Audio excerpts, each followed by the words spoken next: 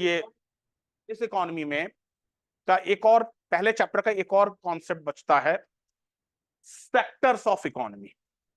Sectors of economy मतलब economy के कितने क्षेत्र हैं, अर्थव्यवस्था के कितने क्षेत्र हैं, एक सेक्टर्स ऑफ इकोनॉमी। ठीक है, तो इन जनरल क्लास आपके जो क्लासिकल इकोनॉमिक थ्योरीज कहते हैं, क्लासिकल इकोनॉमिक्स थ्योरीज कहते हैं आपके अर्थव्यवस्था के तीन क्षेत्र। ओके, अर्थव्यवस्था इकोनॉमी के तीन सेक्टर्स होते हैं, one is primary sector, secondary sector और टर्शरी सेक्टर, तीन सेक्टर्स। ओके, और ये सेक्टर्स किसके बेस पे डिवाइडेड होते हैं? ये सेक्टर्स डिवाइड होते हैं बेटा आपके the nature of activity, nature of activity मतलब अब जैसे प्राथमिक क्षेत्र है, आप क्या देख रहे हैं, ये किसान हल चला रहा है, तो प्राइमरी सेक्टर्स में वो सारे सेक्टर्स इंक्लूड होंगे जो हमें नेचर देता है, जैसे forestry, forestry okay, agriculture, fisheries, जो हमें नेचर देता है, रॉ मटेरियल से एग्रीकल्चर आपके नेचर देता है। ओके, वो सारा प्राइमरी सेक्टर। तो आज से मतलब करीब मान के चलो इंडस्ट्रियलाइजेशन से पहले, इंडस्ट्रियलाइजेशन वर्ल्ड में करीब करीब से अबाउट 1800 समथिंग में आया, 1805 1806 में आया। उससे पहले वर्ल्ड के सारे देश मोस्टली प्राइमरी सेक्टर में ही आते। अब प्राइमरी सेक्टर से सपोज ऐसा आपने इमेजिन करिए, एक ऐसा चीज करिए, यहां से गेहूं उगाया, गेहूं उगाना किस में आ गया? प्राइमरी सेक्टर में आ गया। ठीक है, गेहूं उगा करके आप उसे आटा बना रहे हैं और आटा बना करके आप बेच रहे हैं, तो आटा बनाने वाले चीज किसमें आ गया? सेकेंडरी सेक्टर में। और वो जो गेहूं के की आटे की जो बोरियां हैं वो आपके सुपरमार्केट में बिक रही हैं, सुपरमार्केट किसमें आ गया? Tertiary sector.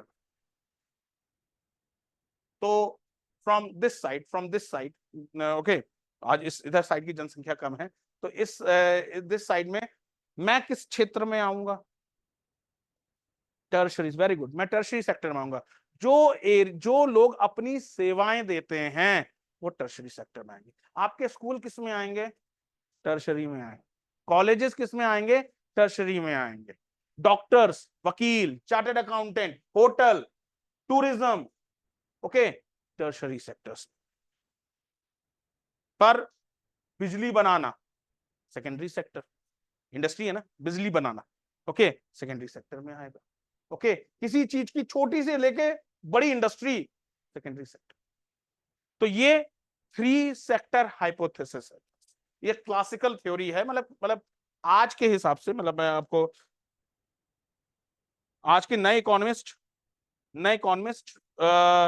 इसको अलग तरीके से डिवाइड करते हैं। नए इकोनॉमिस्ट डिवाइड करते हैं कि थ्री सेक्टर हाइपोथेसिस नहीं है, उसने कहा प्राइमरी सेक्टर होता है, सेकेंडरी सेक्टर होता है, टर्शियरी सेक्टर होता है। उन्होंने कहा दो और सेक्टर होते हैं, one is quaternary and other is quinary, मतलब चतुर्थ क्षेत्रक और पंचक क्षेत्रक, क्वाटरनरी एंड क्यूनरी। ओके, तो अभी हम वो पढ़ाएंगे, पूरा पूरा फाइव सेक्टर हाइपोथेसिस पढ़ाएंगे, और इसी सेक्टर्स के अंदर आपको काफी सारी चीजें, अब जैसे इंडस्ट्री सेक्टर से इंडस्ट्री पढ़ाएंगे ना, सेकेंडरी सेक्टर में इंडस्ट्रीज आ जाती, तो इंडस्ट्रीज में आ जाएंगे। What do understand by core industries? Bharat की कोर इंडस्ट्रीज क्या है? कोर इंडस्ट्रीज कितने हैं भारत की? कोर इंडस्ट्रीज में कुल कितने हैं? Very good, excellent, 8 industries, core industries. और उन इंडस्ट्रीज का किस में सूचकांक देखा जाता है, मेजरमेंट कैसे जाता है? पढ़ के आया बच्चा, कैसे मेजर किया जाता है कोर इंडस्ट्रीज की ग्रोथ को? Index of industrial production, IIP, index of industrial production. Okay, ये सारा चीज, दैट्स व्हाई मैंने कहा था आज का चैप्टर बड़ा इंपॉर्टेंट है, पर बच्चा का ना वो दिमाग में हो जाता है ना, अभी से बता, सोचो अभी से वो वीकेंड ऑफ ले रहे हैं। बेटा जब तक सिलेक्ट ना हो, वीकेंड ऑफ का कोई कॉन्सेप्ट नहीं है। ओके, पहले आपको सिलेक्शन है, और मतलब मैं जब और आई थिंक दिल्ली में अभी भी है, क्योंकि देखो दिल्ली में क्या होता है ना, वो कोर्स उन्हें 8-9 महीने में कोर्स खत्म करना होता, तो वो they used to rush the syllabus, वहां संडे भी ऑफ नहीं होता। हम तो आपको संडे भी ऑफ दे रहे हैं अभी फिलहाल के लिए, आगे टेस्ट शुरू हो जाएंगे, पर अभी तो फिलहाल आपके संडे ऑफ एंजॉय कर रहे हो संडे। ओके, तो अब जैसे जैसे पहले ये चीज देखिएगा, हमारे के यहाँ मतलब वर्ल्ड में, कोई भी वर्ल्ड में, किसी भी वर्ल्ड का देश का ले लो, इंडिया थोड़ा अपवाद है इस चीज का। वर्ल्ड की इकोनॉमी पहले प्राइमरी सेक्टर में थी, प्राइमरी सेक्टर के बाद किसमें आई? Secondary sector. जब इंडस्ट्रियलाइजेशन हुआ तो इंडस्ट्रियलाइजेशन में इन सब चीजों की मैन्युफैक्चरिंग होना शुरू हो गई, मतलब चीजें इंडस्ट्रीज की चीज में बनाना चीजें शुरू हो गई, मतलब मशीन भाप से चलने लगी। पहले मशीन किससे चलती थी? ह्यूमन एफर्ट से चलती थी, ह्यूमन एफर्ट से चलती थी। फिर अचानक जेम्स वॉट ने इंजन का आविष्कार किया, ओके, और उससे मशीन भाप से चलने लग गई। भाप के बाद फिर वो ऑयल, ऑयल से के पहले आपके इलेक्ट्रिसिटी, तो मशीन उससे हुआ। जब आपकी मोटर का इजाद हुआ तो मोटर के इजाद से इंडस्ट्रीज बनना शुरू हुई। और जब इंडस्ट्रीज बनना शुरू हुई तो जब इंडस्ट्रीज हुई तो फिर क्या हुआ? तो आपके सिटीज अस्तित्व में आ गए। लोगों का गांव से माइग्रेशन कहां होने लग गया? शहरों की। जब सिटीज माइग्रेशन में आई तो डेफिनेटली इंडस्ट्रीज आई थी, तो इंडस्ट्रीज को सपोर्ट करने का क्या है? बैंक। इंडस्ट्रीज बगैर पैसे के चल नहीं सकती, ओके। इंडस्ट्रीज को सपोर्ट करने के लिए और क्या है? इंश्योरेंस। तो जितनी ज्यादा इंडस्ट्रीज लगती गई, और बैंक किस सेक्टर में आते हैं? Service sector. इंश्योरेंस किस सेक्टर में आता है? Service sector. तो मतलब ये जो सेक्टर्स है ना, वो एक दूसरे पे डिपेंडेंट है। पहले सारे देश प्राइमरी सेक्टर में ही, फिर जैसे जैसे प्राइमरी सेक्टर के बाद इंडस्ट्रीज का एरिया शुरू हुआ तो धीरे धीरे लोग शिफ्ट करने लग गए इंडस्ट्रीज की ओर। और इंडस्ट्रीज को लगने के लिए बैंकिंग चाहिए था, इंश्योरेंस चाहिए था। अब वहां पे लोग जो काम करेंगे उनकी तबीयत भी खराब होगी तो हॉस्पिटल्स चाहिए थे, सर्विस सेक्टर। वहां पे लोग जो काम करेंगे उनके बच्चे को पढ़ाई की भी जरूरत होगी, schools and colleges, service sector. तो ये सारे चीजें, मतलब यही हो, शहरों के बसने से चीजें क्या क्या चीजें होती। शहर किसके आसपास बसते हैं? इंडस्ट्रीज। भारत में थोड़ा सा अपवाद रहा है, भारत में या तो रिलीजियस सिटीज के पास, एंशिएंट पीरियड में रिलीजियस सिटीज के पास शहर होते थे, या जो स्टेट कैपिटल होती थी वहां शहर होते थे, ओके। तो सर्विस सेक्टर। अब आज के इकोनॉमिस्ट क्या कहते हैं कि भाई दो सेक्टर और होते हैं, one is quaternary sector, okay. चतुर्थ क्षेत्र, क्वार्टरनरी सेक्टर उसमें आता है जिसमें इसके अंदर हम आते हैं R&D। R&D, R&D मतलब रिसर्च एंड डेवलपमेंट, ओके, या रिसर्च एंड डिजाइन, ओके। बगैर R&D के आज कोई भी कंपनी, कोई भी मल्टीनेशनल कंपनी सक्सेसफुल नहीं। भाई सबसे पहले तो ये देखना होगा ना कि मतलब डिमांड क्या है, मांग क्या है, तभी तो चीज होगी। अब जैसे टाटा कंसल्टेंसी सर्विस, TCS नाम सुन रखा होगा, बहुत बड़ी कंपनी है TCS। TCS क्या करती है? CS कंसल्टेंसी सर्विस है। एक कंपनी जाती है एक्स कि सर हम प्रॉफिट में नहीं चल रहे हैं, तो TCS कह रहा है ठीक है, हम 2 साल का मैनेजमेंट देखेंगे आपका, हम आपको प्रॉफिट में ला देंगे। तो वो सिर्फ अपना दिमाग लगाते हैं, वो सिर्फ अपना दिमाग लगाते हैं, वो सारे चीजों को, मैनेजमेंट को बिल्कुल अध्ययन करते हैं, कहां गलती हो रही, क्या चीज सुधारने की जरूरत है, किस तरीके से प्रॉफिट में लाया जाए। तो कंसल्टेंसी सर्विस, कंसल्टेंसी किसमें हो गया? R&D में। अब जैसे फार्मास्यूटिकल इंडस्ट्रीज है, कोविड के दौरान जो corona vaccine and all this, R&D। हर आजकल हर बड़ी कंपनी के पास अपना R&D विंग होता है, क्योंकि जितनी R&D होगी उतनी ज्यादा कंपनी को नए नए प्रोडक्ट्स लॉन्च करेगी, जितने ज्यादा नए प्रोडक्ट्स लॉन्च करेगी उतनी ज्यादा। अब जैसे अभी सितंबर आ रहा है ना, सितंबर में ही आपके एप्पल के CEO आएंगे और वो कहेंगे कि ये देखिए आईफोन 16, 15 आ चुका है ना, आईफोन 16। तो अभी अब आईफोन 16 आने के बाद उनकी कंपनी किस R&D में जुड़ जाएगी? IPhone 17, iPhone 17। तो क्वार्टरनरी सेक्टर हर कंपनी के लिए, ये नया सेक्टर आया है, ओके। और तीसरा सेक्टर क्लास, जो पांचवा सेक्टर होता है, वो एक तरीके से उसे कहते हैं प्यूनरी। प्यूनरी मतलब फिफ्थ सेक्टर। फिफ्थ सेक्टर होता है in general free to all. और फ्री टू ऑल क्या होता है? That is government. गवर्नमेंट मतलब पुलिस सभी की है, ओके। रोड सभी की है, ओके। तभी तो सब लोग अपनी गाड़ी खड़ी कर देते हैं, आप तुम्हारा तुम्हारा नाम लिखा है क्या रोड पे? Okay, okay. रोड, पार्क सभी का है। फायर सर्विस सभी की है, मतलब जिसपे जिस पे सभी का हक हो, that is free to all. Free to all में इन जनरल मैं आपको पढ़ाऊंगा, लिखाऊंगा, और ये 2-3 पॉइंट एक्स्ट्रा बता दूंगा। 2-3 पॉइंट होता है कि मतलब आपके होम सर्विस भी होती है। होम सर्विस मतलब जैसे घर में जो आ, घर में जो सपोर्ट करते हैं, जैसे फॉर एग्जांपल हमारी मदर्स, हमारी सिस्टर्स, जो मतलब जो होम का पूरा सारा चीज संभालती है, मैनेजमेंट संभालती है, वाइफ। ओके, अब सपोज मेरे को ब्रेकफास्ट या लंच ना मिले तो मैं जोश के साथ पढ़ा पाऊंगा? नहीं पढ़ा पाऊंगा। तो मतलब ये सर्विस ऐसी है कि जिसका आप पैसा नहीं देते। इसमें economist free to all service भी कहते, फ्री टू ऑल गवर्नमेंट तो होती ही होती है, पर इसमें कई इकोनॉमिस्ट इसमें होम सर्विस भी लेते हैं। भाई मदर खाना बनाती हैं या घर जो आप उनका रेमुनरेशन देती है? नहीं लेती रेमुनरेशन भैया। ओके, वाइफ खाना बनाती है, कहते हाँ भाई इतना पैसा तुम्हें देना पड़ेगा, ऐसा कुछ नहीं होता है। ओके, तो आज के हिसाब से इकोनॉमिस्ट 5 सेक्टर में अर्थव्यवस्था को डिवाइड करते हैं। क्लासिक इकोनॉमिस्ट जो इन जनरल थी वो 3 सेक्टर हाइपोथेसिस थी, 1, 2 एंड 3। ओके, ये न्यू इकोनॉमी है जिसमें क्वार्टरनरी और क्यूनरी सेक्टर भी आता है। तो 5 सेक्टर हाइपोथेसिस है। समझ में आ गया ना क्लास? किसी को कोई दिक्कत तो नहीं? सब समझ में आ गया ना? हेडिंग डाली class, sectoral division of economy. Sectoral division of economy और structural composition of economy. Structural composition of economy, sectoral division of economy और structural composition of economy. Structural composition of economy.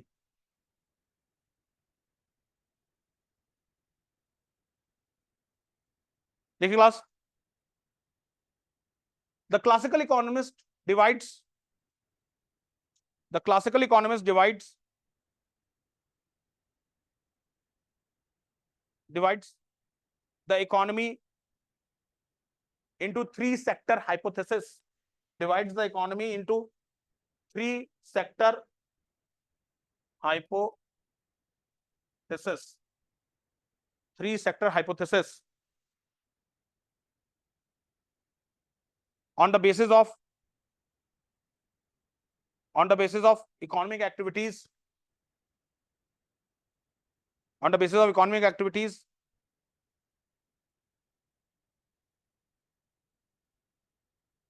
these are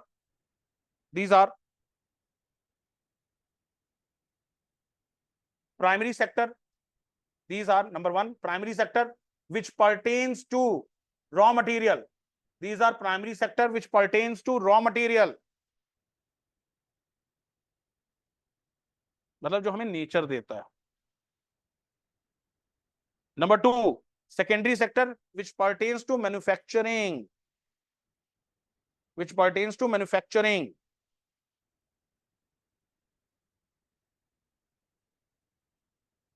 Number 3, tertiary sector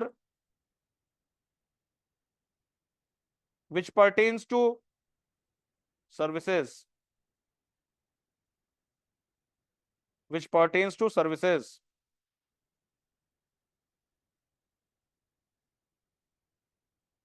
Full stop. Next paragraph. According to the theory, the main focus of economy's activity, according to the theory, the main focus of economic activity shift from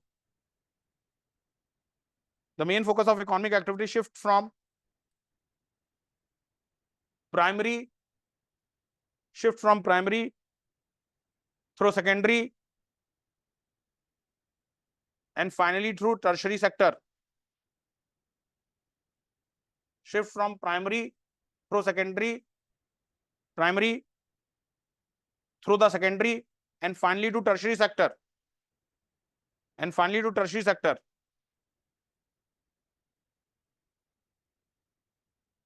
Full stop. और ये world में in general सभी जगह देखा जाता है, बस भारत इस देश का, इस कॉन्सेप्ट का एक्सेप्शन है। India is exception. और ये 2015 के आईएएस के मेंस का क्वेश्चन, ये 2015 के आईएएस के मेंस का क्वेश्चन है, अभी मैं दिखवा दूंगा आपको, दिखा दूंगा ये क्वेश्चन। ओके, उसमें पूछा कि इंडिया में आपके प्राइमरी सेक्टर से हम सीधे टर्शरी सेक्टर में आ गए, skipping the secondary sector, how this was possible, how this was possible. ये आईएएस के मेंस का क्वेश्चन, इसीलिए कहता हूं बेटा कॉन्सेप्ट, क्योंकि हम ये समझते हैं ना कि ये स्कूल वाला या ग्रेजुएशन वाला आएगा, सीधे सीधे क्वेश्चंस आएंगे और हमें उसको आंसर देंगे और हम इंटरव्यू मेंस क्वालिफाई कर लेंगे, इंटरव्यू पहुंच जाएंगे। यूपीएससी में आपके क्वेश्चंस जो बनते हैं बेटा, वो बनते हैं, मतलब सिविल सर्विस में जो क्वेश्चन बनते हैं वो आपके समझ के ऊपर क्वेश्चन बनते हैं। आपने टॉपिक को कितना समझा है, टॉपिक को अगर आपने नहीं समझा है तो आप आंसर, मतलब कहानी, यू विल, जैसे मेरे टीचर कहते थे, you will write stories but you will not right the answer, ये मेरे टीचर कहते थे। ओके, और यहाँ पे हमारे, इससे पहले हमारे एक एडमिनिस्ट्रेटर रहे हैं, वो ही वाज फ्रॉम बंगाल। ओके, तो वो बोलते थे सर यूपीएससी चाहता है मुर्गी और स्टूडेंट देता है, स्टूडेंट लिखता है अंडा। अब यूपीएससी चाहता है मुर्गी, स्टूडेंट लिखता है अंडा, तो मार्क्स कैसे मिले? मतलब आम भाषा में उन्होंने समझा दिया कि बच्चे को मार्क्स इसलिए नहीं मिल पाते क्योंकि वो क्वेश्चन ही नहीं समझ पाते और उसके हिसाब से आंसर ही नहीं लिख पाते। आपको पहले ये समझना पड़ेगा क्वेश्चन क्या बोल के, मतलब क्वेश्चन बना 2015 में कि इंडिया में प्राइमरी सेक्टर है और प्राइमरी सेक्टर के बाद टर्शरी सेक्टर है। सर्विस सेक्टर इंडिया में सबसे ज्यादा है, एग्रीकल्चर के बाद सर्विस सेक्टर ही है। ओके, और with the skip there is no, मतलब हार्डली, मैं ये कह रहा हूं नो नहीं, नो का मतलब ये नहीं कि इंडस्ट्रीज नहीं है, पर उतनी सिग्निफिकेंट नहीं है हमारे, तो ना कि ये कैसे पॉसिबल, कोई मेरे को दिमाग लगाएगा ये कैसे पॉसिबल है। आंसर लिखने को नहीं बोल रहा हूँ, बस कुछ पॉइंट्स बोल रहा हूँ, और यहाँ पे मैं भव्य को मिस कर रहा हूँ। ओके, वो भी होता तो एक्सप्लेन करते। ओके, यही मैं कह रहा हूँ क्लास, यही चीज है, जब आप नेशनल लेवल पे एग्जाम दोगे ना, तो ऐसे भव्य जैसे करीब करीब 10,000 बच्चे होंगे, भव्य जैसे करीब करीब 10, ऑल ओवर इंडिया में 10,000 बच्चे होंगे, 10,000, 10,000 से ज्यादा इतनी मेहनत नहीं करते। इनके फादर ने मेरे को फोन किया कि सर इनसे कहिए थोड़ा सो जाया करें, रात भर पढ़ता रहता है। तो मैंने एक दिन समझाया कि बेटा हेल्थ नहीं रहेगी तो पढ़ो, तो फिर एग्जाम क्या करोगे। ओके, मतलब आप देख लो उसके, कभी उसके नोट्स देखो, मैं जो इतना डिटेल पढ़ाता ना, उसके भी फाइन नोट्स बना रखा है उस बंदे ने, उसको भी सर्च करके और भी एक्स्ट्रा पॉइंट्स, क्योंकि सिंपल बात है क्लास, अब मैं यहाँ पे सारा चीज डिटेल से नहीं पढ़ा सकता, नहीं तो फिर तो कोर्स तो फिर पंचवर्षीय योजना बन जाएगा, 5 साल चलेगा कोर्स पूरा। ओके, तो मेरे को कुछ ना कुछ अनइंपॉर्टेंट पॉइंट्स स्किप करने पड़ते हैं, ये सोच करके कि ये तो स्टूडेंट्स या तो जान जान लिया होगा, जैसे फॉर एग्जाम्पल मैंने यूनिवर्स आपको पढ़ाया ज्योग्राफी में, बट किसी ने मेरे को ये नहीं कहा सर आपने इक्लिप्स नहीं पढ़ा, किसी ने नहीं टोका, और क्योंकि ये पढ़ाने की जरूरत ही नहीं, ये तो सबने पढ़ रखा है, ये तो 8th 9th 10th की सब में इक्लिप्स है। पर उस बंदे ने इक्लिप्स सब कुछ पढ़ लिया, ये भी पढ़ लिया कि डायमंड रिंग क्या हुआ, डायमंड रिंग पे यूपीएससी ने एक क्वेश्चन डाला था प्रीलिम्स में, और ये भी उसने बताया सर इस साल क्वेश्चन आया था डायमंड रिंग में, फिर जब डायमंड रिंग में आएगा तो बीड्स पे भी आ जाएगा। फिर ऐसे बच्चों, ये बच्चे ना बाकी स्टूडेंट्स को पटकनी बिल्कुल सीधा सीधा फ्लैट हरा देते हैं। अब सोचो 10,000, मैंने कहा 10,000 जैसे भव्य जैसे बच्चे होंगे, प्रीलिम्स में कितने सिलेक्ट होते हैं? 14,000। तो आपने जरा सी कम मेहनत की है तो आपका तो पत्ता ही साफ, आप तो स्टैंड ही नहीं करते। मतलब मैं डरा नहीं रहा, फैक्ट बता रहा हूं, इसलिए मैं कह रहा हूं आपको अपनी तरफ से एफर्ट मारने पड़ेंगे। या तो आप, दो चीजें, या तो आप बॉर्न इंटेलिजेंट हो, कम देर में सब कुछ पढ़ लिया, अगर नहीं है तो फिर आपको लग करके मेहनत करना पड़ेगा, तब डिफीट करोगे। इंटेलिजेंट लोगों को डिफीट करना है ना, तो मेहनत ज्यादा करो, सिंपल बात। इंटेलिजेंट लोगों को डिफीट करना तो मेहनत ज्यादा करो, मेहनत ही एक ऐसा चीज है जिससे आप इंटेलिजेंट लोगों को डिफीट कर सकते हो। अगर आप मेहनत ही नहीं कर पा रहे हो फिर तो आप स्टैंड ही नहीं कर रहे हो। क्या वही 1,000 सीटों का कंपटीशन है, 1,000 सीटों में, मतलब सपने तो लोग प्रधानमंत्री बनने की भी देखते हैं। लालू प्रसाद यादव ने एक बार कहा था, क्यों हम क्या, हम में कमी है कि हम प्रधानमंत्री नहीं बन सकते? उन्होंने ओपनली कहा था कि हम क्या, पार्लियामेंट में कहा था हम क्या कमी है कि प्रधान, हर कोई प्रधानमंत्री बनना चाहता, हर कोई प्रधानमंत्री तो नहीं बन सकता ना, जैसे हर कोई आईएएस नहीं बन सकता। ओके, तो आपको मेहनत करनी पड़ेगी उस लेवल की। ओके, अब देखो कि उस किस लिए, क्योंकि आज के समय में क्या चल रहा है क्लास, आज के समय में जो चल रहा है इसे कहते हैं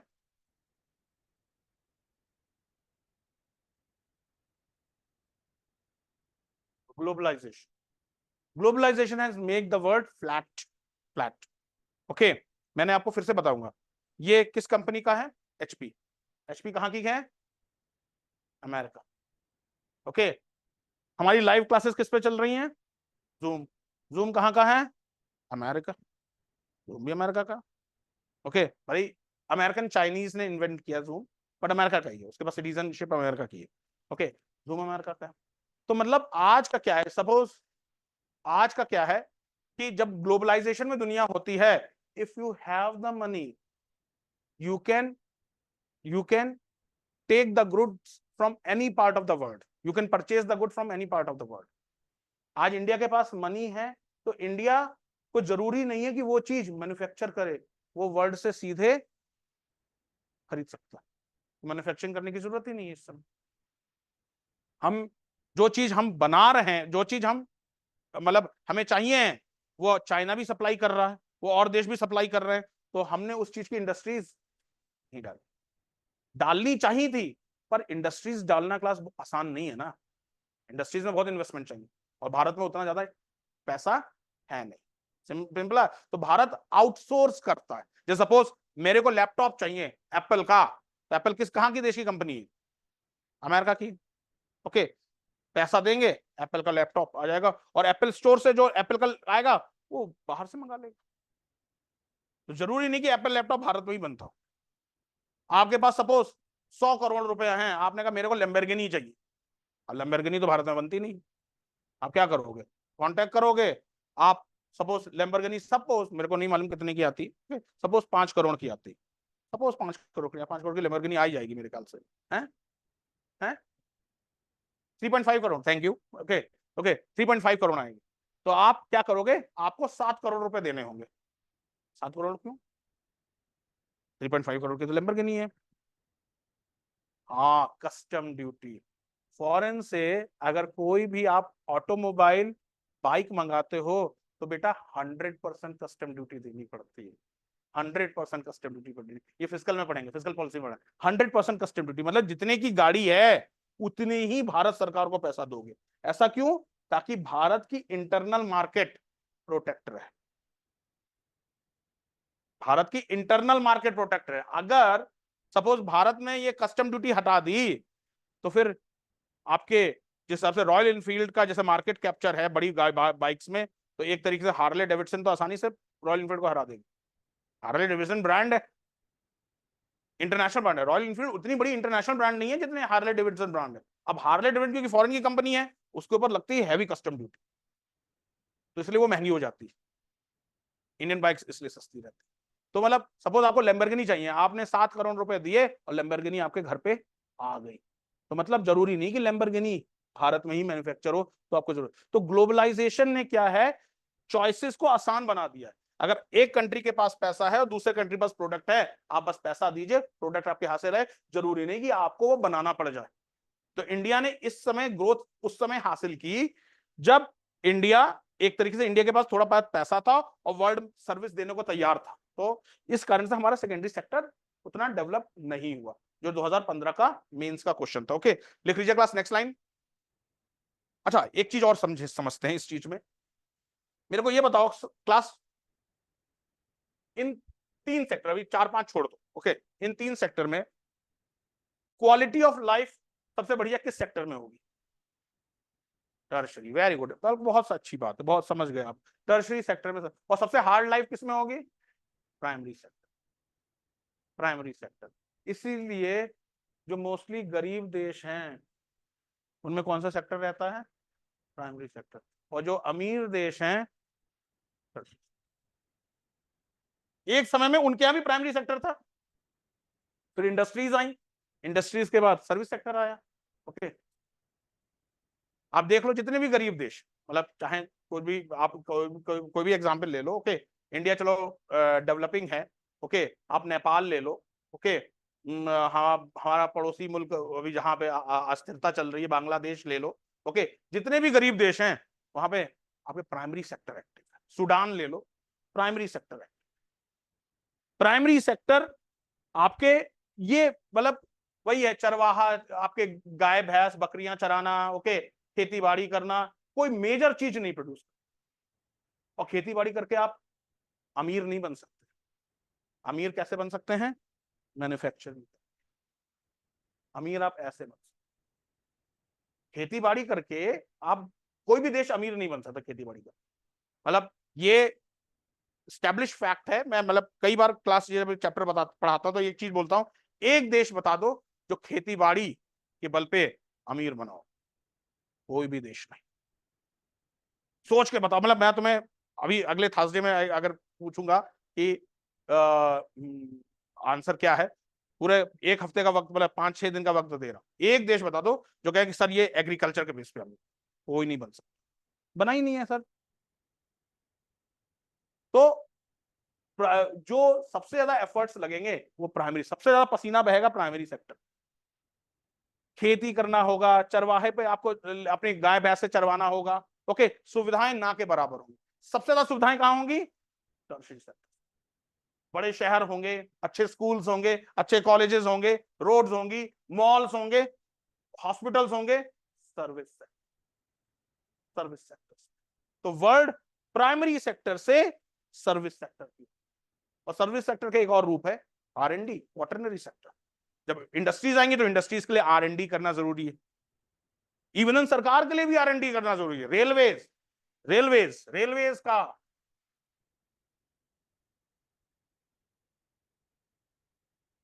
RDSO,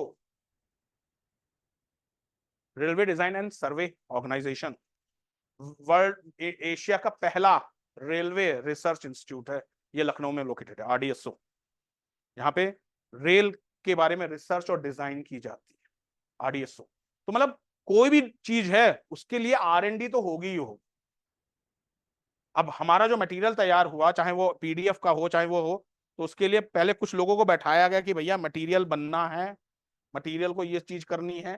तो कोई भी आप कुछ भी चीज करोगे, कुछ भी आप चीज देना चाहोगे, उसके लिए आपको R&D तो करनी ही पड़ेगी। तो वो चौथा सेक्टर हो गया। अब R&D कोई सस्ता मद्दा काम तो है नहीं, R&D के लिए भी आपको इन्वेस्टमेंट करना पड़ेगा।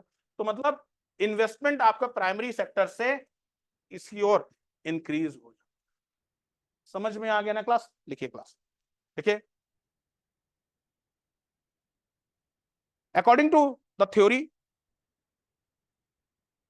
The main focus of economic activity shift from, मैंने कुछ लाइन और लाइन बोली थी, tertiary full stop, according to the theory, next line, according to the theory, the main focus of economic activity, the main focus of, according to the theory, the main focus of economic activity shift from primary through secondary and finally through tertiary, the increase in the, हाँ मैं शायद मैं repeat कर गया हूं, कोई बात नहीं, लेकिन the increase in quality of life, इसके आगे लिखेगा, the increase in quality of life, the increase in quality of life, social security, the increase in quality of life, social security, education and culture, education and culture, reduction of unemployment, reduction of unemployment and poverty, reduction of unemployment and poverty are the effects of such transition, are the effects of such transition, are the effects of such transition. The reduction of unemployment and poverty are the effects of such transition. आप पीछे चारों लोग लिख पा रहे हो, इतने पास पास बैठे हो, ओके, चलो कोई बात नहीं, ओके, इधर आके बैठो आराम से, कम से कम लिखो तो सही तरीके से लिखो, ओके, समझ में आया? देखो इसका एग्जाम्पल देखो, शहरों से कहां की ओर माइग्रेशन होता है, तो सॉरी गांव से कहां की ओर माइग्रेशन होता है? शहरों की ओर। क्यों? कि गांव में ज्यादा एम्प्लॉयमेंट नहीं है, शहर में एम्प्लॉयमेंट की अपॉर्चुनिटीज ज्यादा है। पहाड़ों से नीचे शहर की ओर माइग्रेशन होता है, वही बात है ना। अब गांव में कौन सा सेक्टर प्रिडोमिनेंट होगा? प्राइमरी। शहर में कौन सा सेक्टर प्रिडोमिनेंट होगा? टर्शरी। समझ में आ रहा ना कॉन्सेप्ट? ये चीज, ओके। जहां पे आपके टर्शरी होगा वहां पे आपको एम्प्लॉयमेंट के एवेन्यूज मिलेंगे। अगर आपके पास कुछ भी स्किल है तो आपको शहर में कोई ना कोई एम्प्लॉयमेंट मिल ही जाएगा, ओके। गांव में एम्प्लॉयमेंट के उतने अपॉर्चुनिटीज नहीं है, ओके। तो वहां पे आप खेती बाड़ी कर सकते हैं और कुछ ही चीजों को वहां पे एम्प्लॉयमेंट हो सकता है, बाकी चीजों के साथ। तो इसलिए प्राइमरी सेकेंडरी टर्शरी के से ही मैं क्या पढ़ा रहा हूं कि इकोनॉमी का क्यों शिफ्ट होता है। इकोनॉमी सबसे पहले प्राइमरी ही थी, प्राइमरी के बाद सेकेंडरी आई, सेकेंडरी जब बना तो सेकेंडरी के बाद टर्शरी होना लाजमी था, क्योंकि बगैर इंडस्ट्री, जब इंडस्ट्री बनेगी तो फिर बैंक्स तो आएंगे ही आएंगे, इंश्योरेंस तो आएगा ही आएगा, हॉस्पिटल, स्कूल्स, कॉलेजेस सब आएंगे आएंगे, टर्शरी सेक्टर बन गया। यहां तक तो मेरे ख्याल से जो लोग इकोनॉमी का बैकग्राउंड नहीं होगा उन्हें भी समझ में आ गया होगा ये तीन चीजें हैं, क्योंकि क्लास जिनका इकोनॉमी बैकग्राउंड है ना, पहला चैप्टर होता है इकोनॉमी का, ये इकोनॉमी का पहला चैप्टर होता है जिनका इकोनॉमी बैकग्राउंड होता है, ओके। लिख लीजिए class. Countries with low per capita income, countries with low per capita income are in the early state of development. Countries with low per capita income are in the early state of development. Countries with low per capita income are in the early state of development.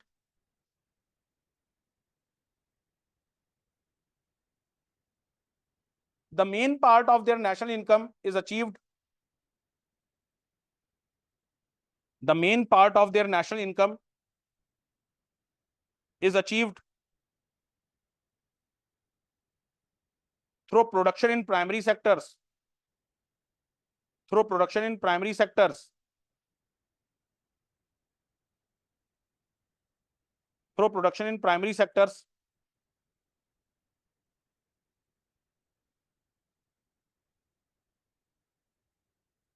So while countries in more advanced state of development, while countries in more advanced state of development, in more advanced state of development with medium national income, state of development with medium national income,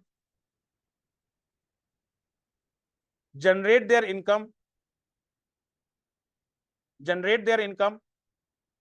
mostly in secondary sector, generate their income mostly in secondary sector, generate their income mostly in secondary sector. मैं फिर से repeat करूं, countries in more advanced state of development with a medium national income generate their income mostly in secondary sector. तो सब in highly developed countries with high income, in highly developed countries with high income, tertiary sector dominates. In highly developed countries with high income, tertiary sector dominates. Tertiary sector dominates the total output of economy. Tertiary sector dominates the total output of economy. Output of economy.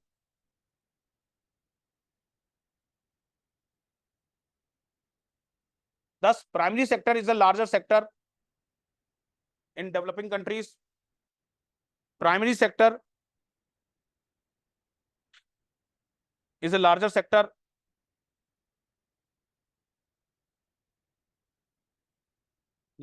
in developing countries.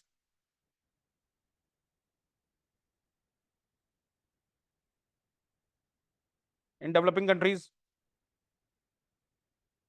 for example, animal husbandry is more common in Africa. Animal husbandry is more common in Africa than Japan. Animal husbandry is more common in Africa than in Japan. मेरे ख्याल से समझ में आ रहा होगा, okay. The primary sector of economy involves the primary sector of economy involves changing natural resources into primary products. changing natural resources into primary products.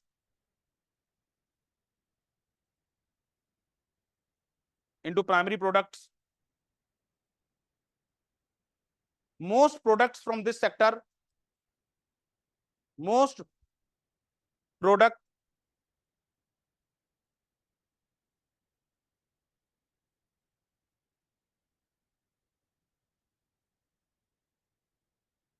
most products from this sectors are considered raw material for other industries. Most products from these sectors are considered raw material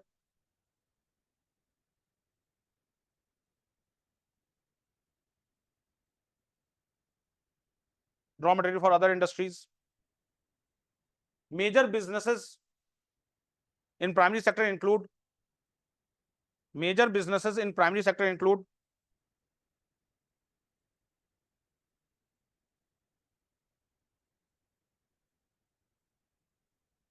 major businesses in primary sector include agriculture, fishing, forestry,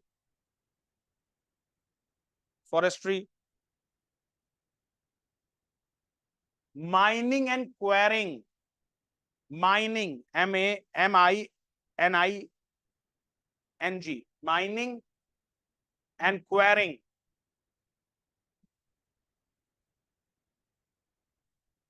खनन एवं उत्खनन हिंदी में, mining and quarrying industries.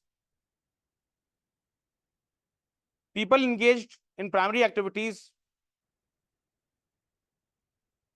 People engaged in primary activities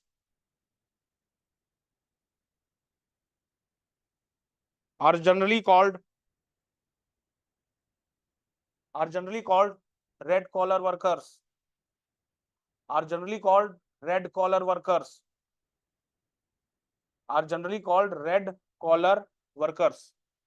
जो primary activities में लोग involve होते हैं, जरूरी नहीं कि वो वर्कर हो, आप हो सकता है अपनी ही खेत में ट्रैक्टर चला रहे हो, पर कहलाए जाएंगे आप रेड कॉलर वर्कर। ये कैटेगराइजेशन है बेटा, कैटेगराइजेशन। कॉलर वैसे रेड कॉलर वर्कर हो गया। अब जो आईएएस जो लोग बैंक में जॉब करते हैं और भले ही मैनेजर हैं, क्लर्क हैं, वो व्हाइट कॉलर वर्क जॉब्स हो गए।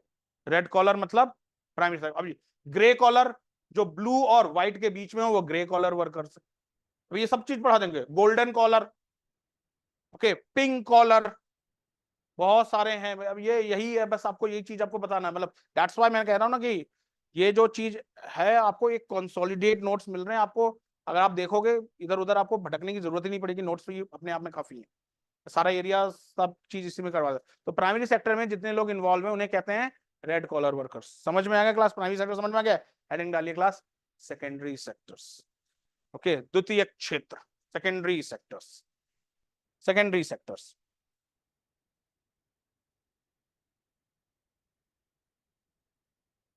The secondary sector of the economy includes those economic sectors.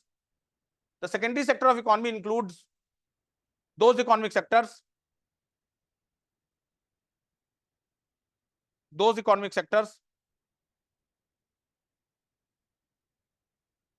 that create a finished FINISHED finished usable product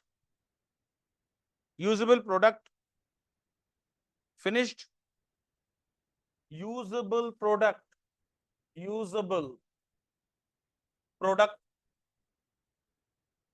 that is, they involve in manufacturing and construction. They involve manufacturing and in construction.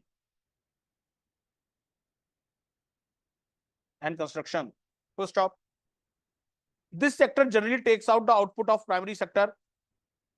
This sector generally takes the output of primary sector takes the output of primary sector and manufacture finished goods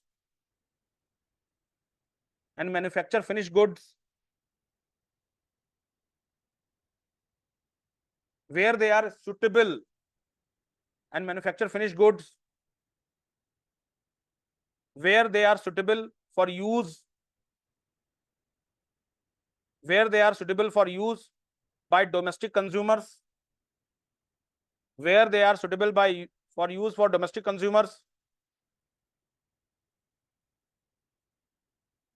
or other business or for other business or for export or sale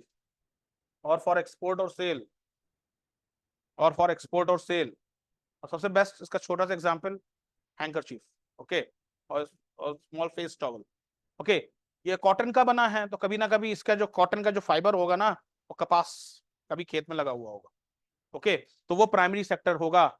वहां से कपास किसी ने farmer ने हटा लिया, उसे बेचा और वो गया यार्न इंडस्ट्रीज में और वहां पे इसे कंज्यूमेबल गुड के रूप में बनाया और इसे हमने और आपने,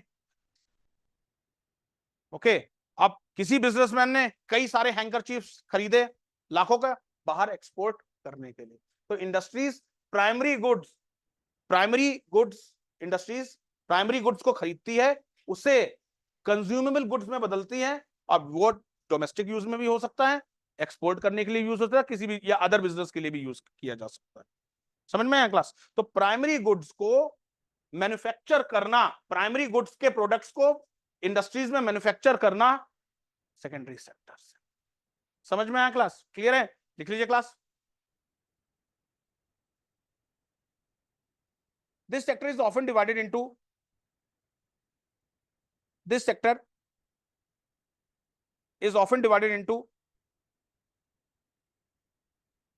two broad industries.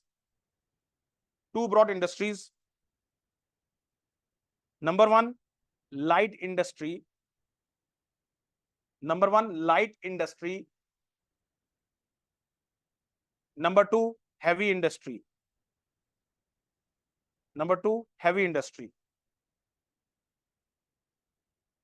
तो ये लाइट इंडस्ट्री क्या है? लाइट इंडस्ट्री, ये लाइट इंडस्ट्री नहीं है। Example, yes, very good. आप तो इकोनॉमी के स्टूडेंट रहे हो ना, कॉमर्स के ना, तो बेटा इनको क्या कहते हैं? पढ़ रखा है, 100% पढ़ रखा है। अभी मैं बताऊंगा आपको, यस पढ़ा था। इन्हें कॉमर्स की भाषा में क्या कहते हैं, इकोनॉमी की भाषा में? लाइट इंडस्ट्री को इन जनरल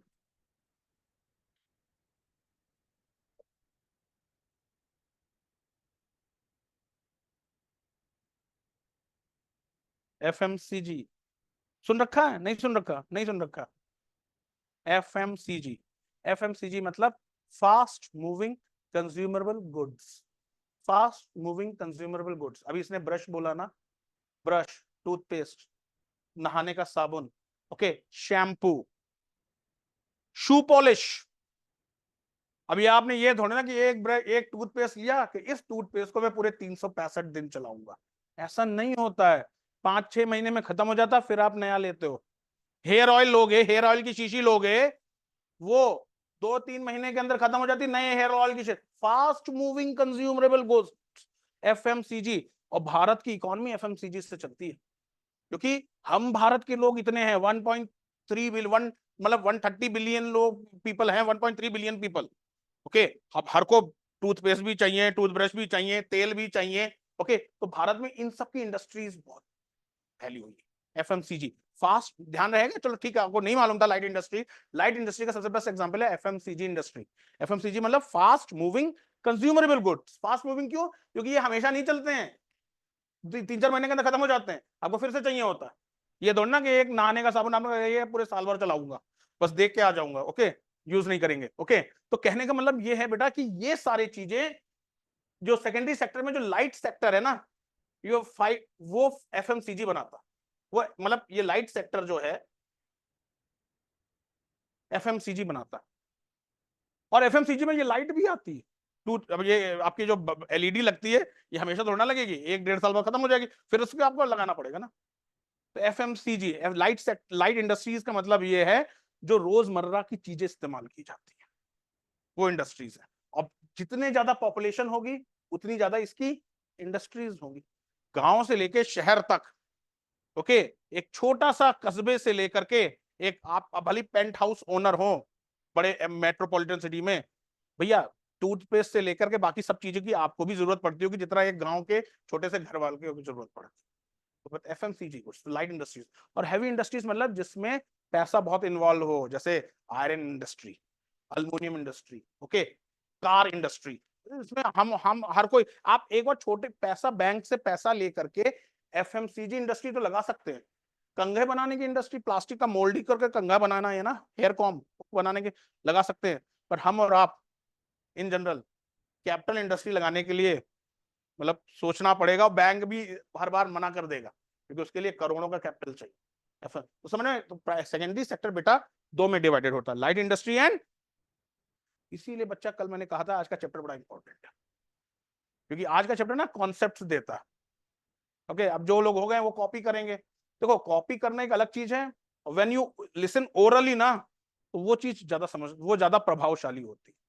कॉपी तो ऐसे जैसे ना दिल्ली में, तो मैंने कई बार बताया दिल्ली में क्या होता है, इधर लेक्चर खत्म हो उधर मार्केट में नोट्स आ जाते हैं, हर कोई वहां अफोर्ड नहीं कर पाता ना कोचिंग, तो वो लोग, कई लोग जीरोक्स वाले के पास रहते हैं कि हाँ भाई कैसे लेक्चर खत्म हुआ, नोट्स अवेलेबल है बाहर। पर एक चीज होता है ना, आप जो सुन रहे हो, जो चीज कर रहे हो, वो उसका एक असर, अलग असर होता है। ओके, लिखिए class.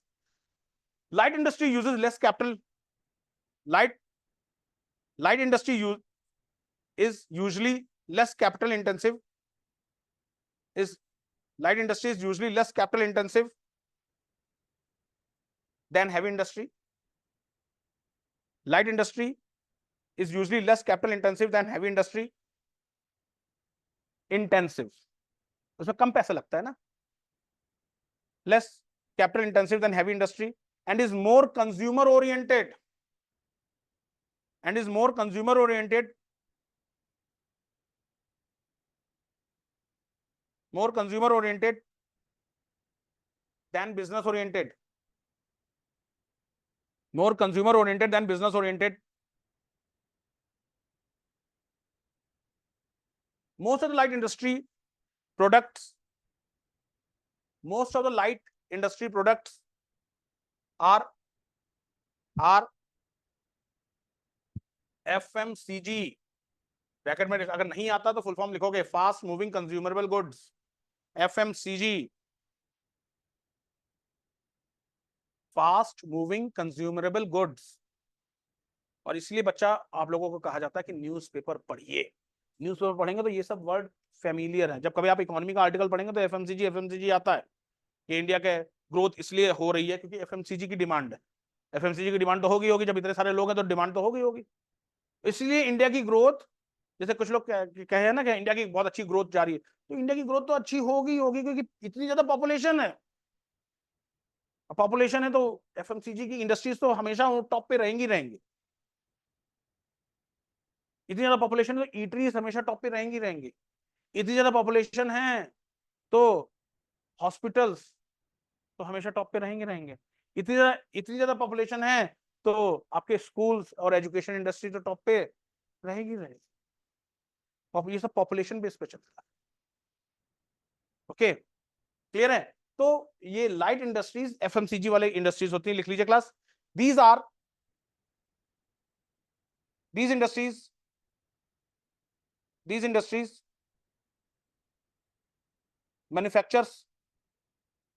manufactures household items,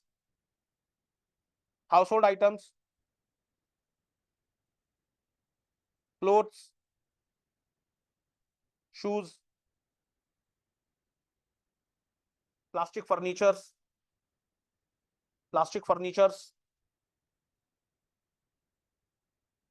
daily electronic items, daily electronic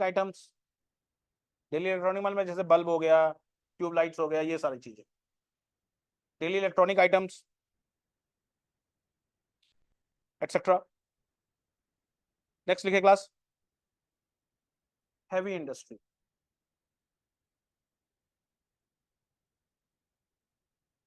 heavy industries, heavy industries as the name suggests, as the name suggests, are are capital intensive, are capital intensive, capital intensive,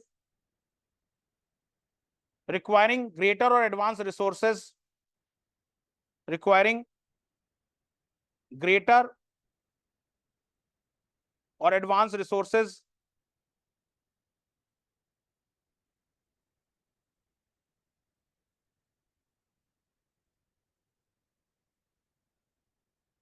requiring greater or more advanced resources. These industries are either heavy in weight, these industries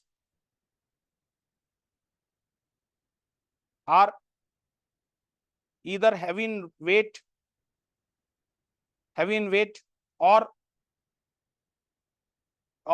in the process leading to their production, or in the process leading to their production,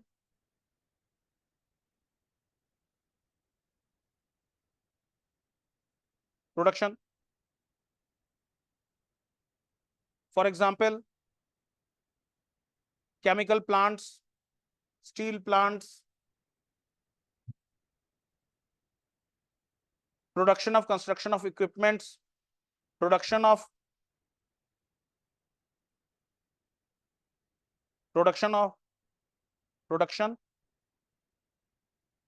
construction equipments like cranes, bulldozer,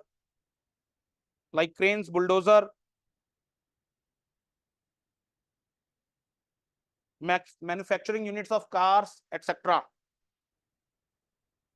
Manufacturing units of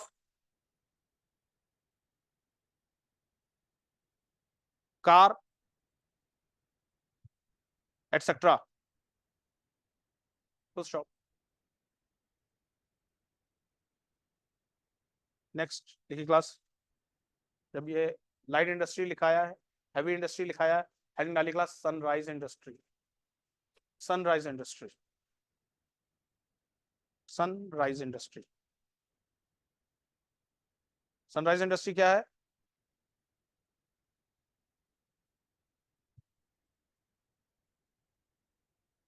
sunrise industry मतलब जिसका आगे चल करके future बहुत bright, वो sunrise industries. जैसे for example Bharat में automobile industry is a sunrise industry, और उसमें ईवी आजकल देखो हर कार, मतलब गाड़ी 2 व्हीलर से लेकर के आपके 4 व्हीलर।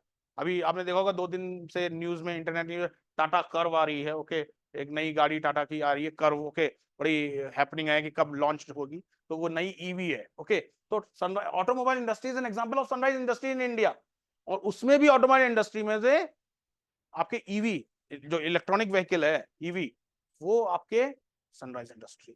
तो सनराइज इंडस्ट्री मतलब जिसका अभी मार्केट उतना अच्छा नहीं है पर आगे का फ्यूचर बहुत ब्राइट है, तो वो सनराइज इंडस्ट्री। समझ में आया क्लास? यूपीएससी ये सब चीजें आपके क्वेश्चन पूछ लेगा कि सनराइज इंडस्ट्री क्या होती है, ओके, लिख लीजिए क्लास, ओके। देखिए, अ sunrise industry is a term used for a sector, a sunrise industry is a term used for a sector which is just in infancy, which is just in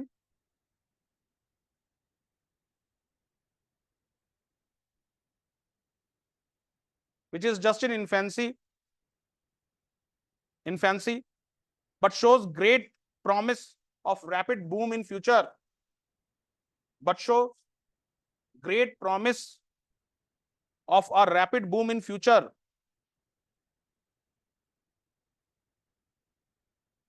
इसे सूर्योदय उद्योग कहते हैं हिंदी में, rapid boom in future. Such industries is typically characterized by such industries is typically characterized by high growth rates,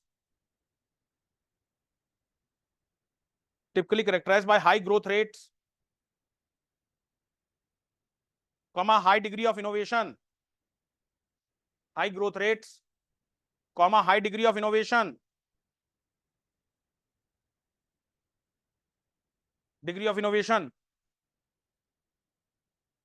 and generally has public awareness,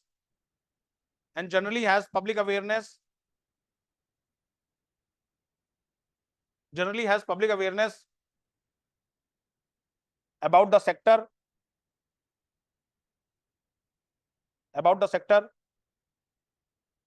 and investors get attracted to it,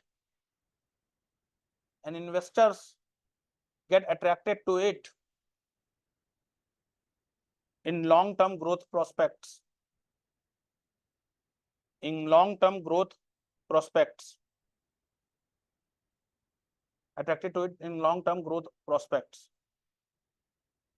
समझ में आया class? Yes.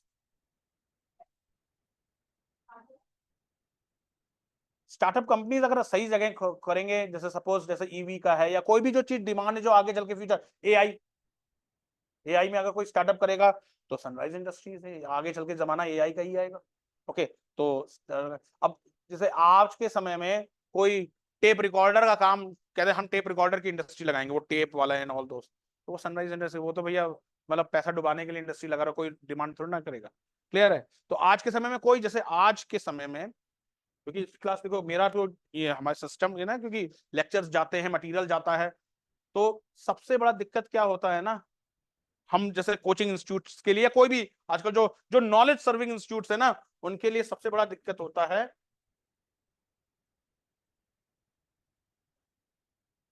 Server, मतलब where to store data. हमारे यहाँ per day कम से कम 10 GB का data create हो रहा, कम से कम 10 GB पर डे का क्रिएट हो रहा, कम से कम, मतलब कई बार 15 GB भी चला जाता है। Since I am the head तो I know the thing. Okay, अब सबसे बड़ा आजकल नई इंडस्ट्री आ रही है, दैट इज सर्वर इंडस्ट्री। मतलब अब सोचो, एक छोटा सा संस्थान आपके महीने में कम से कम 500 GB डेटा क्रिएट कर रहा है, बड़े संस्थान कितना ज्यादा क्रिएट कर रहे होंगे डेटा। और सबसे बड़ी चीज क्या क्वेश्चन आएगी, ये डेटा स्टोर कहाँ होगा, क्योंकि ये डेटा को फ्रिक्वेंटली जरूरत होती है लोगों को, और इस डेटा को स्टोर करने के लिए कहीं कंप्यूटर डिवाइस चाहिए होंगे, और कंप्यूटर डिवाइस जहां भी रखे जाएंगे वो बहुत ठंडा रखते हैं, और जो ठंडा रखने के लिए उन्हें कूलिंग सिस्टम चाहिए होगा, और कूलिंग सिस्टम बहुत हीट जनरेट करता है। तो ग्लोबल वार्मिंग के समय में जहां आजकल टेम्परेचर इतना बढ़ रहा है, डेटा कहां स्टोर होगा, ये सबसे ज्यादा दिक्कत है। तो अब आजकल में जो इंजीनियरिंग में नई ब्रांच आ रही है, जो जो सर्वर के ऊपर स्टडी होती है, तो इसलिए होता नहीं, आप सनराइज इंडस्ट्री में कोई चीज को पकड़ लोगे ना, तो आपकी ग्रोथ बहुत जबरदस्त है। तो जैसे आपने कहा स्टार्टअप कोई एआई वाला हो तो ग्रोथ अच्छी है, स्टार्टअप ईवी वाला हो तो ग्रोथ अच्छी है, स्टार्टअप सर्वर से संबंधित है तो ग्रोथ बहुत अच्छी, क्योंकि ये सब आगे की में इन्हीं चीज की डिमांड है। अब कोई वो थोड़ी ना, आप आज हम और आप जितनी फोटोज हैं वो मोस्टली फोटोज आप हार्ड ड्राइव में भी आजकल कोई नहीं, मेरी भी हार्ड ड्राइव ऐसी पड़ी रहती हैं, सब क्लाउड्स में स्टोर्ड होती है, सारा इंफॉर्मेशन क्लाउड्स में स्टोर्ड है, पर क्लाउड कहीं ना कहीं तो अपना डेटा रखता होगा ना। तो मेन चीज दिक्कत आप समझ रहे हो ना क्लास, हम लोग में कितना आसान है, अरे ये फोटो आपने टाइप खींचा, अपने फोन में लगा और फोन से आपने क्लाउड में सेव कर दिया, बट वो वहां पे सेव है, तो ये चीज तो दीज आर द, मतलब जो मैंने आपको बोला, इनका फ्यूचर प्रोस्पेक्ट होता है। और इसलिए अब मैं यहाँ से एक हल्का सा टॉपिक आगे को पढ़ा रहा हूँ, ये मैं पढ़ाऊंगा मनी मार्केट और कैपिटल, और उसमें फिस्कल पॉलिसीज में पढ़ाऊंगा, और इन ऐसी इंडस्ट्रीज में कौन से मैंने भाई इन्वेस्टर बोला था ना, ऐसी इंडस्ट्रीज को इन जनरल एंजल इन्वेस्टर्स मिलते हैं, एंजल देवदूत, भाई सिंपल बात है, जिनके पास खूब पैसा है, खाली पड़ा पैसा, जैसे टाटा है, अंबानी है, इनके पास ऐसे ही मतलब लेजरली 1000 2000 करोड़ ऐसे ही पैसा खाली पड़ा रहता है। तो कोई स्टार्टअप वाला बिजनेस करके नहीं जाता है, कहता है कि सर मेरा ये आइडिया है, हम इस चीज पे, शार्क टैंक देखा ना, शार्क शार्क टैंक आपने देखा होगा ना, शार्क का बोल रहा है, तो मेरा ये आइडिया है, आइडिया तो बहुत अच्छा और आइडिया हिट भी करेगा, पर सर मेरे पास पैसा नहीं है। तो वो कहते हैं ठीक है, हम इन्वेस्ट करेंगे पर इतने में इतना % शेयर हमारा होगा। ओके, और ऐसे इन्वेस्टर को क्या कहते हैं? एंजल, देवदूत एंजल इन्वेस्टर्स। अब बताओ इकोनॉमी कहीं टफ थोड़ी ना है, मेन चीज है कॉन्सेप्ट कितनी आसान भाषा में आपको समझाए जाते हैं, इन्हें कहते हैं एंजल इन्वेस्टर। आपको यूपीएससी था, consider following statement regarding angel investors. अब एंजल इन्वेस्टर, अब एंजल इन्वेस्टर क्या होता? कुछ नहीं, सिंपल चीजें होती, आपको ये सब पढ़ा है। एंजल इन्वेस्टर क्या होता है, क्यूआईबी, क्वालिफाइड इंस्टीट्यूशनल बायर्स क्या होते हैं, ओके, तो ये सारा चीज, ये तो सनराइज इंडस्ट्रीज में मोस्टली एंजल इन्वेस्टर पैसा लगाते हैं। उन्हें मालूम है भाई आपके पास आइडिया है पर आपके पास पैसा नहीं है, मेरे पास पैसा है, तो मैं क्या कहूंगा, आपको पैसा दे करके आपके आइडिया से कुछ % शेयर मैं ले लूंगा, ताकि मेरी फ्यूचर की जो इनकम है ना वो आती रहे। तो इकोनॉमी एंजल इन्वेस्टर, स्टार्टअप्स में मोस्टली एंजल इन्वेस्टर्स का पैसा लगा रहता है। समझ में आ गया ना क्लास? सनराइज इंडस्ट्री समझ में आ गया ना? कोई दिक्कत तो नहीं? Heavy industry, light industry, sunrise industry, heading डालिए Footloose industry, footloose industry.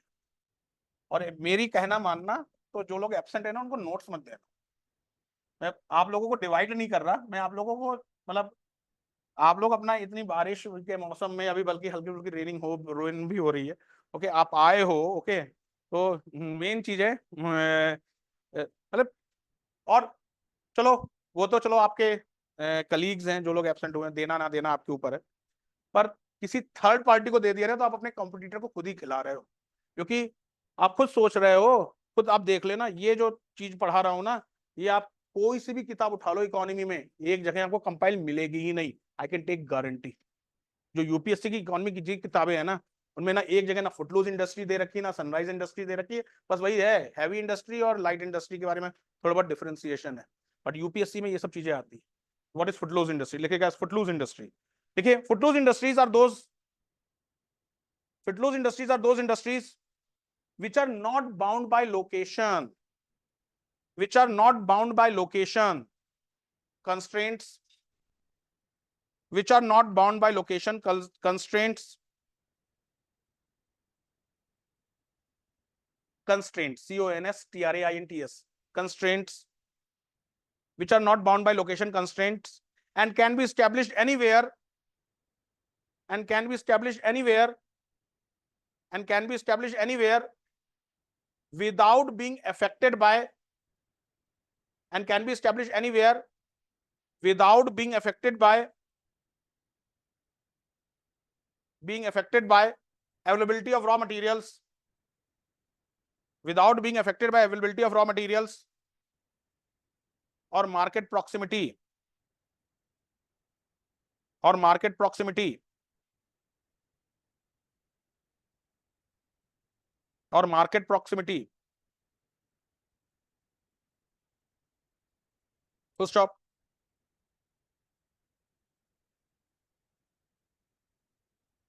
Footloose industries include IT industries. Footloose industries include IT industries, software development, software development, call centers, KPO, KPO,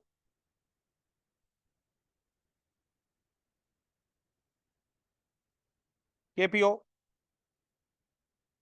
diamond cutting, diamond cutting, Bharat में diamond cutting किस शहर में होती है? World famous city है। GK बहुत कमजोर है आप लोगों की। World's largest landlock country is, world largest landlock country is, option चाहिए? दे दें? चलो दे देते हैं ऑप्शन, ओके, मेरे को क्विज खेलने में बड़ा मजा आता है। A, B, C, D.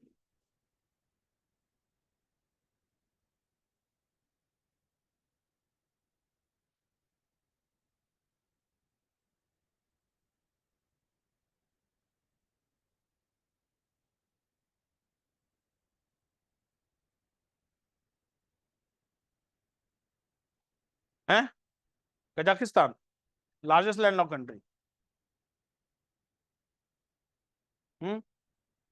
Sure है 100%। Okay very good. Yes Kazakhstan. Okay Kazakhstan है। बोलो बोलो बोलो बताओ बताओ बताओ बताओ कुछ वो चीज भाप ली क्या ऑप्शन में। Okay bitter lake is located in which country. Bitter lake आज से 2 साल पहले न्यूज में था। 2 साल पहले तो कुछ लोगों ने सोचा भी नहीं होगा कि हम सिविल सर्विस की तैयारी करेंगे। Okay bitter lake is in Egypt Suez canal के ऊपर है। Okay bitter lake is in Egypt. Okay clear है। ओके तो मैंने क्या क्वेश्चन आप लोगों से पूछा तो वैसे इन जनरल पूछा क्या था क्वेश्चन।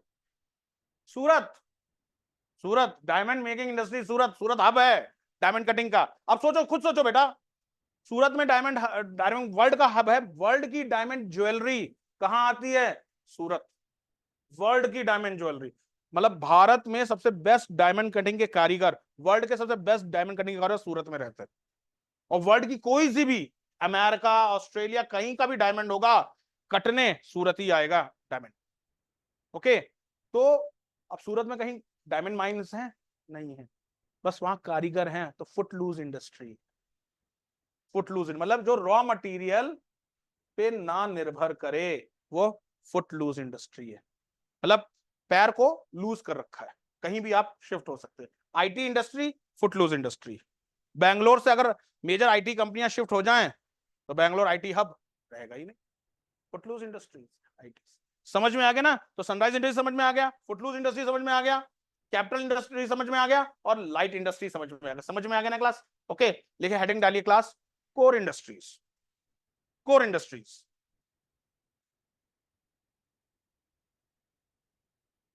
कोर इंडस्ट्रीज देखिए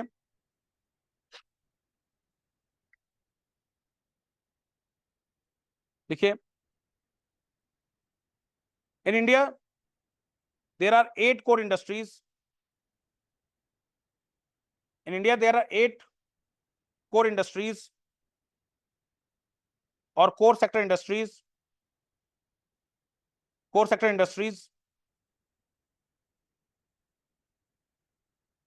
which comprises 8 8 key industries which comprises 8 key industries 8 key industries coal coal comma oil crude oil CRUDEOIL crude oil natural gas natural gas natural gas refinery products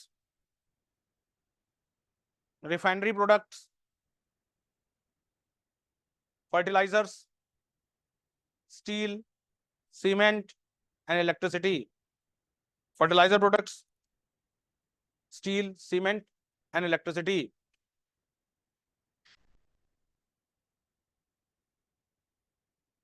the growth of the growth rate of core sector the growth rate of core sector is crucial the growth rate of core sector is crucial the growth rate of core sector is crucial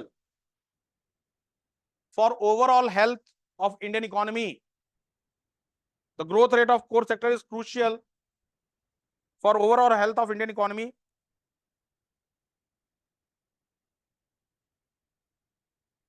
for overall health of Indian economy अब यहां पे important क्या है इन core industries का wait अलग अलग है।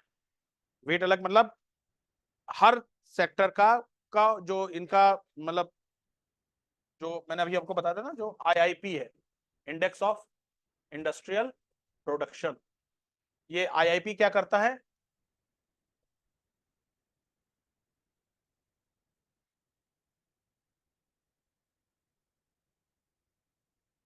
It measures the core sector. तो आईआईपी में ये जो 8 सेक्टर्स हैं इनका वेटेज अलग है मतलब रिफाइनरी को इतना वेटेज दिया है। सबसे कम वेटेज किसका है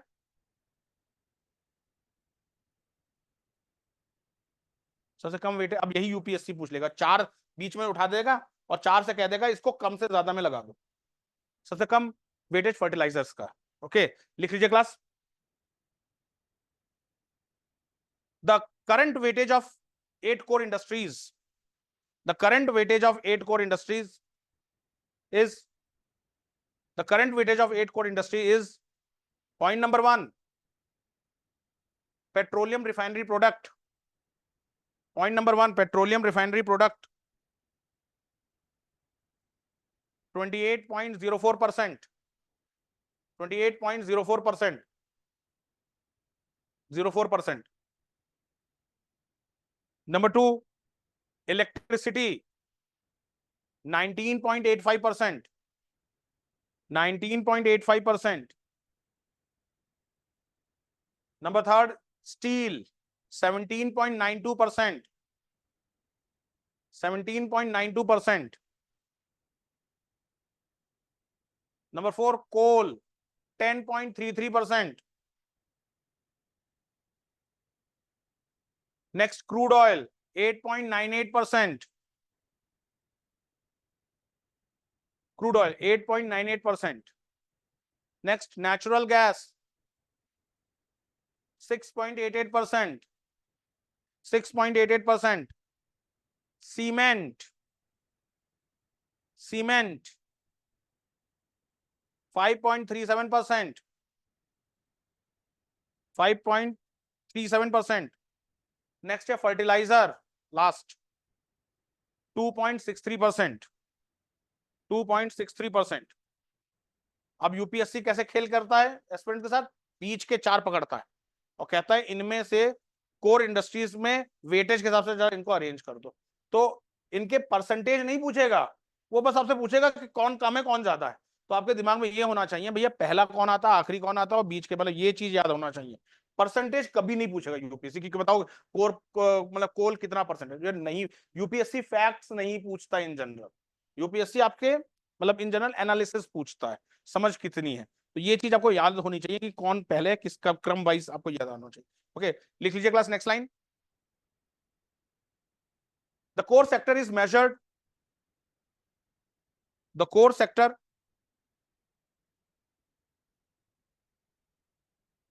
is measured through index of industrial production, through index of industrial production, IIP. The core sector is measured in index of industrial production. The IIP is an index which shows, the IIP is an index which shows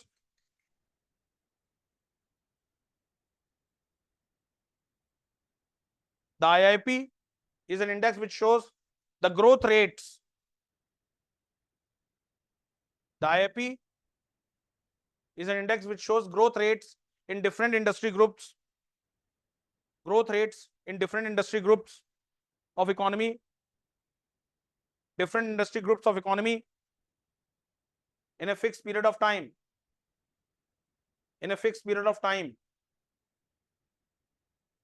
in a fixed period of time. अच्छा हाँ, एक चीज मैं कहना भूल गया class, कल मेरे पास एक स्टूडेंट का फोन आया, ओके, कि सर जो आप इकोनॉमी में पढ़ा रहे हो सर, वो तो सर नोट्स में जो आप बुक्स दे रहे हो उनमें कुछ नहीं है। तो हमने कहा ये तो आपके लिए अच्छा ही है, आपको जो पढ़ाया जा रहा है दैट इज डिफरेंट, और बुक्स दी जा रही हैं वो अलग हैं, दोनों चीज साथ में लेकर चलनी पड़ेंगी सर। ये मत, ये स्कूल थोड़ी ना कि मैंने वही चीज पढ़ा दी वही चीज किताब में है, कि पढ़ा तो मैं आपको बिल्कुल मतलब एक अलग एंगल से रहा हूँ, बुक्स इसको सप्लीमेंट करेंगी। बुक्स को मेन मत मान लेना, मेन क्लास नोट्स हैं। बुक्स आपको साथ में पढ़नी है, अगर एक्स्ट्रा नॉलेज लेनी है तो बुक्स को थोड़ा बहुत साथ में लेके चलना, पर ये मत सोचना कि, ये मत ढूंढना कि सर ने जो आज पढ़ाया ये बुक्स में कहा, ये नहीं मिलेगा आपको, ना रमेश सिंह में मिलेगा, एक जगह आपको मिल ही नहीं सकता क्लास। इसके लिए ना आपको यू हैव टू मतलब डेल्व इनटू द मतलब एक कई बुक्स में जाना पड़ेगा, कई इंटरनेट के पेजेस करने पड़ेंगे, कई मतलब then you will waste your time. Okay, इसमें फिर आपको टाइम लगेगा। ओके, यहाँ मैं आपको कॉन्क्रीट दे दे रहा हूँ, बस इसी को आपको मल्टीपल बार रिवाइज करना है, बस सीधा मूल मंत्र यही है एग्जाम का। ओके, तो कल उस बच्चे की प्रॉब्लम को मैंने उसको यही समझाया, हमने कहा बेटा क्लास नोट्स बहुत हाईली अपग्रेडेड है, ओके, अब क्लास, अब जैसे मैंने आपको पॉलिटी में 197 लेक्चर्स लिए थे, और जब आपको पॉलिटी होगी ना तो करीब इतने लेक्चर्स आएंगे, 197। अब 197 लेक्चर्स मेरे पुराने स्टूडेंट जानते हैं, जो उन्होंने शुरुआत से पॉलिटी पढ़ रखी है, मेरे ख्याल से 1000 पन्ने की हो गई होगी ना, कॉपियां 1000 पन्ने की हो गई होगी। अब 1000 पन्ने की हम किताब थोड़ा छपवा सकते हैं गाइस, आप समझा करो। ओके, 1000 पन्ने की हम किताब नहीं छपवा सकते, तो वो हम क्लास में आपको बता देंगे। पॉलिटी आपको जो किताब है वो आपको हेल्प कर, मतलब एक ओवरऑल व्यू पॉइंट दे देगी, पर डिटेल तो आपके क्लास नोट्स। तो कल उस बच्चे की प्रॉब्लम में समझ गया, अभी नए स्टूडेंट्स हैं तो वो स्कूल वाला कॉन्सेप्ट अभी याद उन्हें भूला नहीं है कि जो मैम ने पढ़ाया वही क्लास बुक में भी है, तो वो को रिलेट करते हैं घर में जा करके। तो मैं जब उस बच्चे का फोन आया तो मैं समझ गया कि अभी मतलब वो वाला सिंड्रोम, स्कूल सिंड्रोम अभी निकला नहीं है। तो हमने कहा बेटा ये प्रोफेशनल स्टडीज है, क्वेश्चन वो कहीं से भी पूछता है। तो मेरे क्लास नोट्स बहुत ही एग्जॉस्टिवली वास्ट है। बुक्स उसको एक पाथवे है, जैसे सपोज अगर आप अभी जो कुछ किसी के पास इन्वायरमेंट की किताब आपको इशू हो गई है, तो इन्वायरमेंट की किताब अगर आप अभी पढ़ लोगे ना, तो आपको जब इन्वायरमेंट पढ़ाया जाएगा तो आपका रास्ता क्लियर हो जाएगा कि हाँ भाई ये चीज आएंगी ऊपर, क्योंकि डिटेल से इन्वायरमेंट क्लास में पढ़ाया जाएगा। और प्रशांत सर तो आप जानते हो ना, वो तो करंट के साथ चीज पढ़ाते हैं, वो तो न्यूज़पेपर सब ले आएंगे और सब चीज के साथ चीज पढ़ाएंगे, इसलिए प्रशांत सर की क्लास मिस मत करना। ओके, और जो टीचर थोड़े स्ट्रिक्ट होते हैं वो थोड़े से मतलब डिसिप्लिन भी चाहते हैं। ओके, तो प्रशांत सर ही have a vast amount of knowledge, और मेन चीज है वो यूपीएससी के लेटेस्ट पैटर्न को समझते भी कि किस तरीके से न्यूज़पेपर को करंट स्टडीज के साथ जोड़ा जाता है, ट्रेडिशनल स्टडीज के साथ, और यही यूपीएससी सेम, यही यूपीएससी कि how to correlate the newspaper with the traditional GS। Okay, यही सारी चीज का है। आपका एग्जाम खत्म हो गया कुछ जी? Okay, now you are available ना? 4 बचे हैं, ओके। तो आप कभी आते हो कभी जाते हो? ठीक। तो यही चीज आपको मैं क्लास समझा रहा हूँ कि आपको बुक्स भी देखनी है और साथ साथ नोट्स पे ज्यादा फोकस करना। Notes are well structured. Clear है गाइस? ओके, लिखिए।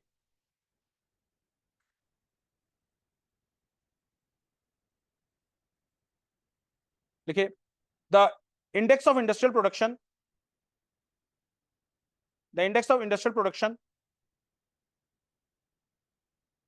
is used by government agencies, is used by government agencies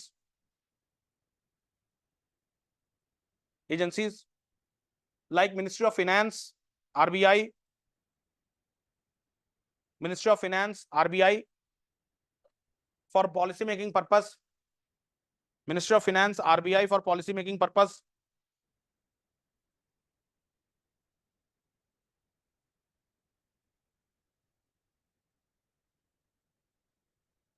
The figures of IIP are quite relevant. The figures of IIP are quite relevant for the calculation of, the figures of IIP is quite relevant for the calculation of GDP estimates, for the calculation of GDP estimates.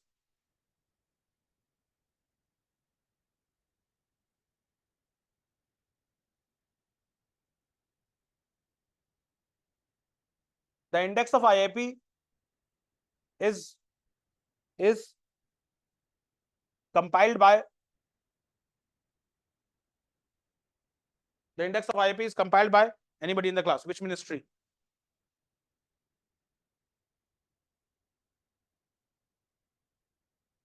Ministry of Heavy Industries and Public Sector Enterprises, Ministry of Finance, the index of the IIP is compiled by Ministry of Commerce and Industry, Ministry of Commerce and Industry and Industry, bracket में लिखो department of promotion of industries and internal trade, department for promotion of industries and internal trade, department of promotion of industries and internal trade, ध्यान रखिएगा ये बनाता है। Option में पक्का होगा ministry of heavy industries and public sector enterprise. Department of promotion of industries and internal trade, ये किस किस मिनिस्ट्री का डिपार्टमेंट है? Ministry of commerce and industry का डिपार्टमेंट है। ये आईआईपी कैलकुलेट करता है। पहली बार आईआईपी किस साल कैलकुलेट किया गया था? लिखिए, the first IIP was calculated in 1950। The first IIP was calculated 1950। एक ही जगह सब कुछ पढ़ा दे रहा हूं क्लास, अब रिटेन करना आपका काम है।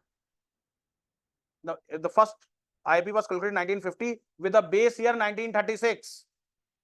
With a base year 1936.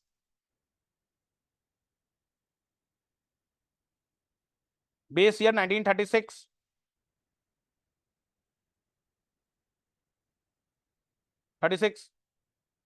Today, the base year of IIP.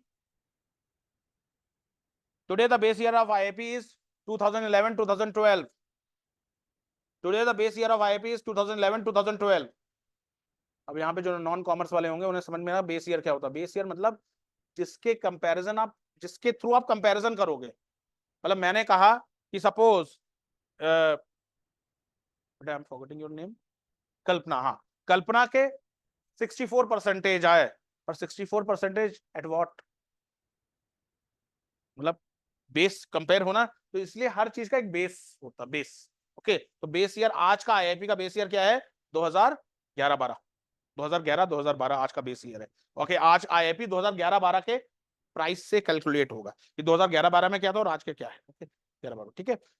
पहली बार 1950 में बना था, तब बेस ईयर क्या था? 1936 का बेस ईयर था, 1936 का।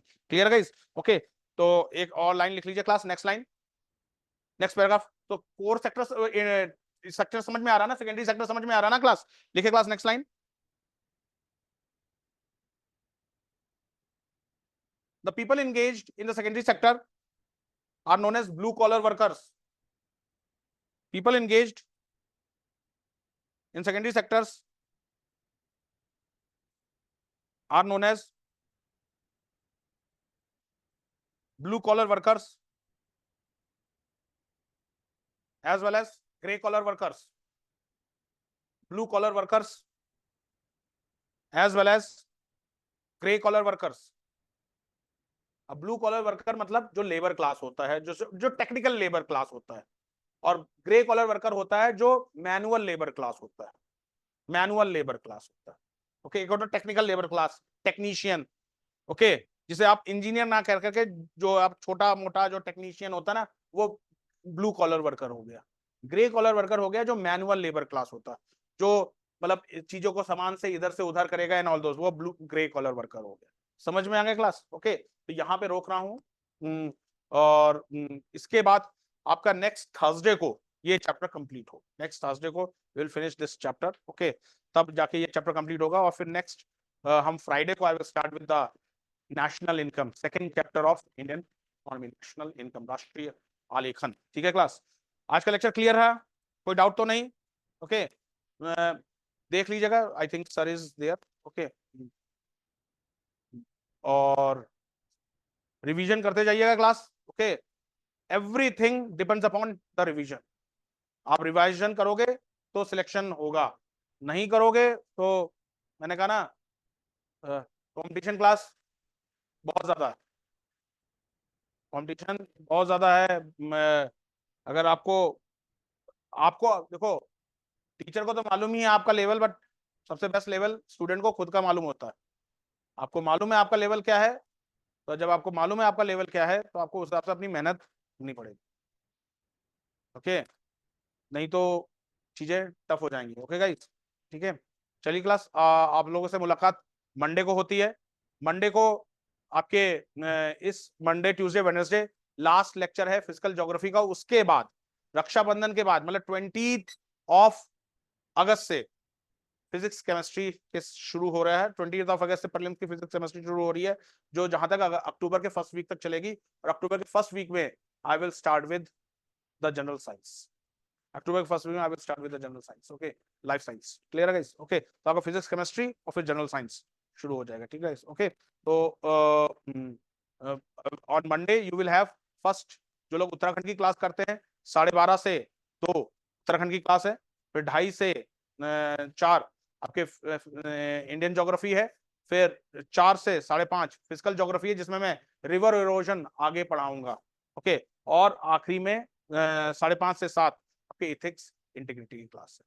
तो 12:30 से 7 का टाइम टेबल है मंडे को, ठीक है गाइस, थैंक यू। और थर्सडे को आपके 15 अगस्त है, तो that will be a complete of, offline online classes of रहेंगी 15 अगस्त को, ठीक है guys. Okay, thank you, thanks lot, thank you.